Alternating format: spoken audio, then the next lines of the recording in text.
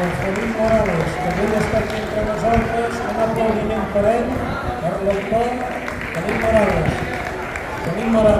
Gràcies. Ha arribat el moment de presentar-vos els músics que avui ens acompanyen, el flabiol i el tamborí, Òscar Sánchez. Els tibles, David Plans i Felip Morales. A les tenores, Josep Font i Oriol Gravació.